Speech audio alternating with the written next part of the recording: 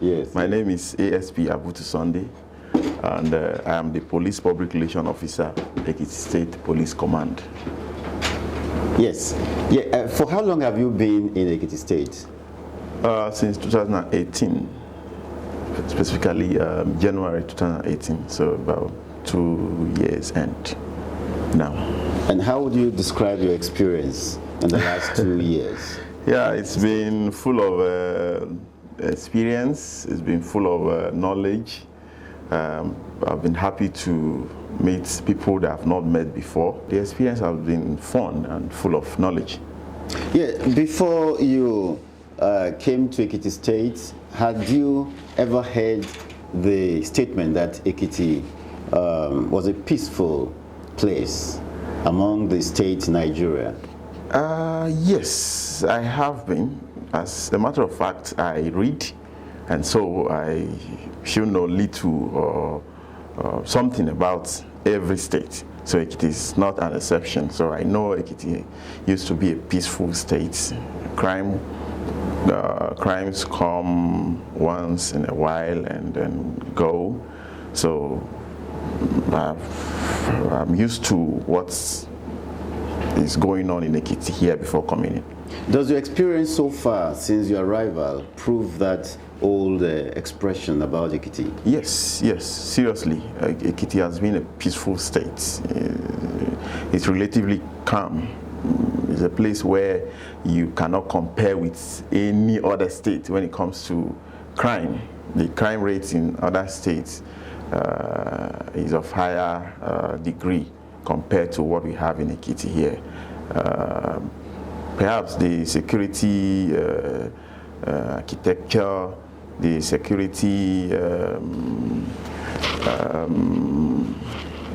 atmosphere that has been created both by the state government and the security agency has helped a lot. So Ekiti has been so relatively calm. But the Ekiti people themselves don't see that way. They had actually been used to a calmer situation. Yes, you know, when you're used to what is happening within your environment, and you're not used to what is happening in the other part of the world, you will think that you are not having peace. I want people that think that Ekiti is not having peace to visit other states and see what is happening there, or other countries and see what is happening there. I think we in Ekiti should appreciate God. There is no much crime here. Yeah, I want to ask you this question. For some time, we've been told that Boko Haram is all over this country. Is Ekiti an exception? The fact is that there are states where we consider as Boko Haram's more challenging states. Ekiti is not part, but you can never tell if their informants are here, if they do their planning here and then go to execute it somewhere else. So you can never tell of that. So if people or if experts have come to say that Boko Harams are everywhere, we cannot really dispute that fact. Where they are coming to plan is not different from where they are going to operate or execute their plan. So we can easily say that they may be everywhere. So they may be everywhere.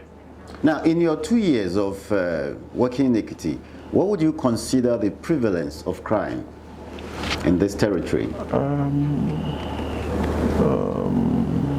So far, burglary. People break into people's houses and then cater away with their properties. Burglary is one of the prevalent crimes in the state. Then armed robbery comes once and go. Kidnapping recently, and then rape, defilement. They are not on higher side compared to what we have in other states.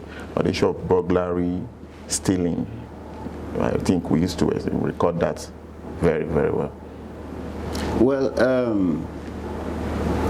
To what extent would you consider the present level of kidnapping a menace in Ekiti State? Oh, to what extent? To greater extent, because the issue of kidnapping now has even displaced the minds of so many people. They go to bed and they no longer have this assurance that they will not be attacked at night. But still, I want to tell the good people of Ekiti State that the security people, the police, other security agencies, the local vigilantes and so on, we are on top of the situation. Everybody can just be rest assured that we are trying our best to ensuring that the issue of kidnapping is brought to zero in the state. In all situations of kidnap that Ekiti has experienced, it's been rare to find anyone busted by the police. That is not true. I think you should go, do your findings very well, because I have my records where so many of them have been arrested, and even personally I have paraded so many of them. I have their records with me, and even here that I can show you that we have done so many exploits on kidnappers. We have arrested so many of them, but the issue is that we don't know how many they are, and we don't know how they are recruiting themselves and are still coming up. If not, we have done so many exploits and we hope to do more. I want to bring this to your notice that in 2015, it's in record that the issue of kidnapping was on the high side, not until our operative broke into their syndicate, arrested them. And since then, yes, in Ekiti State in 2015, it was like on a weekly basis. And it was through the efforts of the formerly disbanded, the former SARS, that, you know, their syndicates, the leaders were arrested, and that's ended everything. So we are looking for, we are praying and working hard to see a day that we are going to arrest that syndicate, that particular syndicate that recruits kidnappers in the state. Is that syndicate, the composition of the syndicate, is it of people from Ekiti State or outsiders? That's so far the people we've arrested so far, they are not indigents. But you know, for such crime to be committed in a foreign land, insiders must be parts. Insiders must be parts. So we are looking at people from outside and people from inside doing this kidnapping stuff. And how much prosecution has been carried out of these people? A lot of them are in prison as I'm talking to you. A lot of them are still under investigation.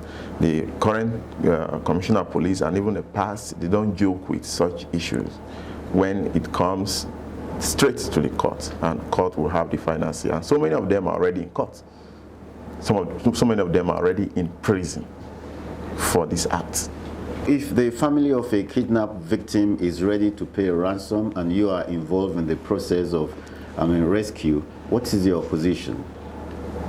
Yes, we don't have any problem with them if there is a way that we want to, they feel is the best way they want to do it. Because we trying to stop them, if there is even any of such case, which I have not heard, we trying to stop them may look as if we have another motive. So if there is any way they want to save their family member from their captors, from their abductors, we don't have any problem with that. The most recent case of kidnap involved a petrol dealer, and we understand that he's been released. Yes. What has been the information so far about that?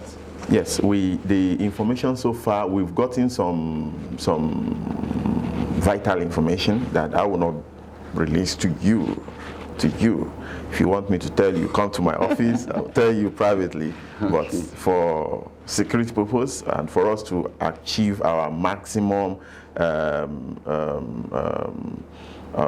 to achieve what we are aiming at, I will not tell you, but we have our plans already, we have our information already, we have our targets already. And people, even, recently we brought in people from forces from Abuja so I'm not supposed to tell you this, but they are already on ground to help us to get to the den of some of these kidnappers. So we are working, seriously we are working. So everybody should relax. You spoke about armed robbery not being very prevalent, but we are aware that many banks have closed, or some banks, don't let me say many, some banks have closed their branches in rural areas due to armed robbery attacks, repeated ones. How does the police see this? Yes, I said it is not prevalent. Does not mean that it's not occurring. So I think some of these banks believe that prevention is better than cure, so they go ahead even without our knowledge to close down their operations. So we have always told them that if they need more forces, they should complain, they should write to us. We will give them more. So if any bank decides to close down a branch, we cannot stop them, but they know why they have done that. But what we know is that we are on top, we are always on top, Ekiti is safe. There is no need for anybody to panic or any bank to close down. We are ready to support any bank that wants to function, and that is a fact. But if you are to rank Ekiti among the safest states in Nigeria, where will it be? Ekiti should be among the first. Yes, should be among the first safest states in Nigeria. Except you want to mention 1 or 2 or 3 or 4 states that are more peaceful than Ekiti State. But I feel that Ekiti State is more peaceful than any other state.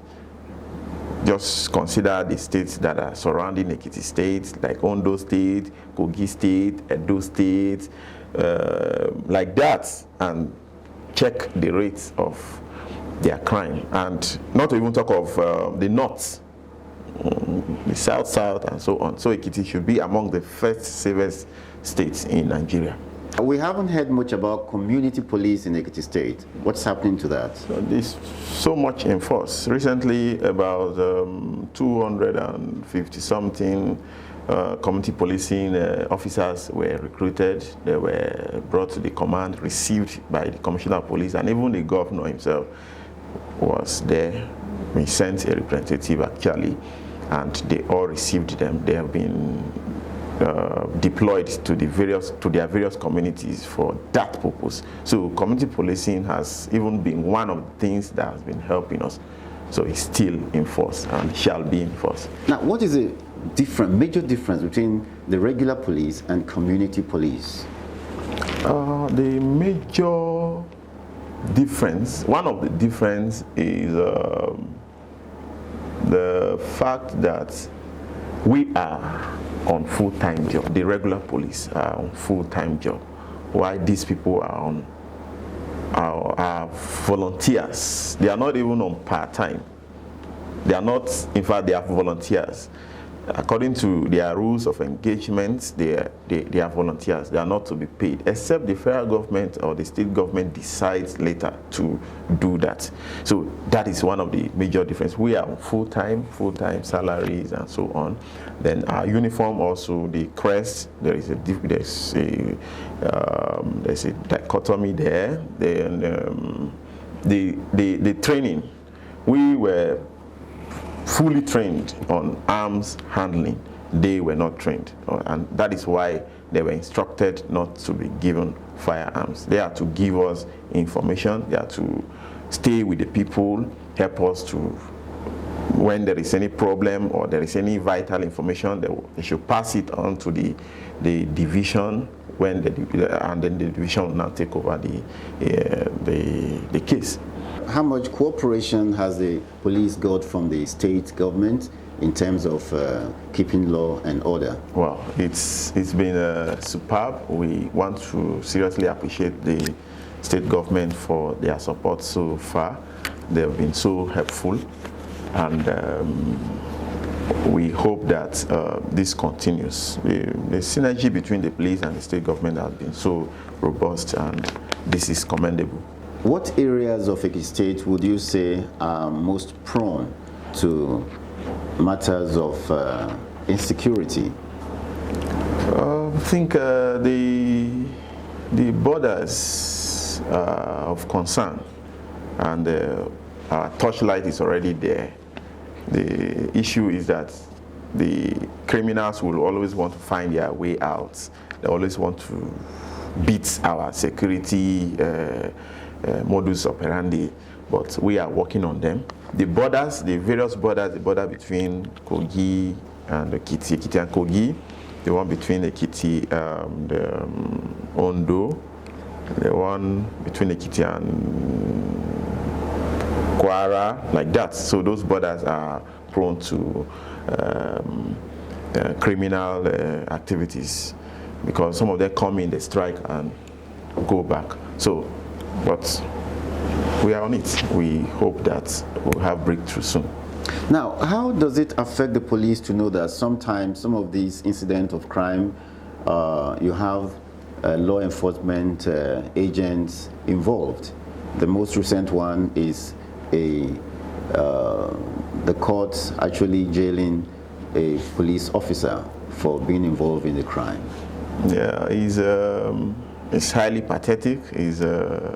Doesn't speak well of my profession, doesn't speak well of the job, but nobody can stop that. There is no organization or agency or parastatal that is free of such people. We always have them. Even in your studio here, you have some persons who may not be the good ones. We may have the bad ones. So everywhere we have the bad ones. In the police, in other security agencies, we have the bad ones. But we will continue to work to ensuring that those people are always fished out. When we spoke about crimes in Ekiti, assassination did not come as one of them. What is your view about assassination? Yes, assassination, we recorded few of them last year. We've not recorded any this year. It is a very big crime, and we don't joke with that. And some of them have been arrested and then charged to courts,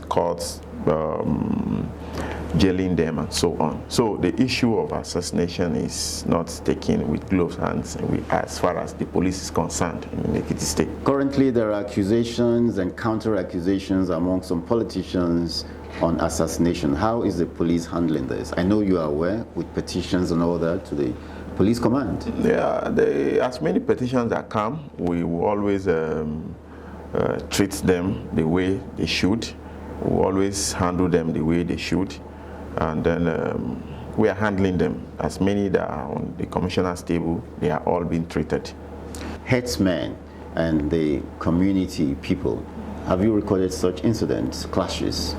We've not. I will not say we have, because when I say we have, it will be lauded that it's a daily occurrence. We have not. The herdsmen and the communities in Ekiti State, compared to what we have in other states, have been so peaceful. Their relationship have been robust. Sometimes they have issues, but we're trying to come in and get them settled. And what do you see to the coexistence of the indigenous and non-indigenous in Ekiti State from your experience? It has not been a bad one. It has been a good one. As I said, there will always be the bad ones among every group. So the experience has been a good one. They have been sharing good knowledge within themselves. In fact, there have been occasions where marriage take place between them. So it has been a good one. Now, if you were to advise, give recommendations on what can either bring reduce crime in insecurity in our society, or either reduce it or eliminate it completely, what would be your recommendations? The first recommendation is the information from the cooperation. Let me call it cooperation from the members of the public. We need, the security agencies need their cooperation. Each time there is any breakdown of law, there is any suspected persons moving around the environment or their neighborhood, we want their cooperation by reporting such to the nearest police station, or to call our numbers that are always available. That is the first. That is cooperation from the members of the public. And then we have always preached to the landlords to always know who they give out their houses to for rent. So they should always watch out for that. I think with these two things, we'll be able to bring crime to a bearable minimum or to zero in the states. The basic thing there is cooperation from the members of the public. They should be able to trust us. Our joy is when the people trust us. They trust us to give us information. They have done that so many times. Kudos to them.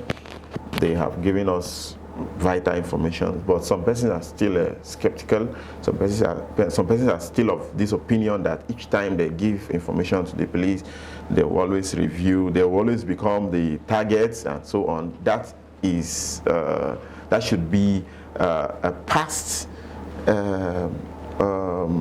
occurrence now. By now, it is not of the police of now.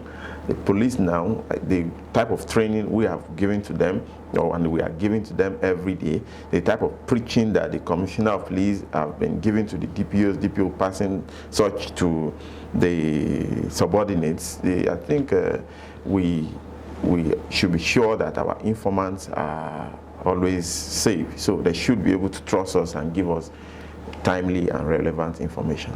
My last question is, what is your advice for the citizens themselves bordering on their safety and security? Yes, I want to point out that the issue of security should be everybody's business. It should not be the business of the security agencies alone or the people in uniform alone. It should be your business. It should be my business. It should be our collective efforts. By the time we take the issue of security as our business, there is no way that criminal elements can succeed in the state. There is no way that people will come in and just strike and go. There was this robbery incident that happened in recently, one bank robbery there. And at the end, some persons came that they saw those people last night, they saw them yesterday, they were, such is you're already saying what you should have said before. So such shouldn't happen. They should take the issue of security as their business, as our business. Each time they see anybody that is not of good countenance in their environment, they should call on the security agencies immediately, and such person will be picked up.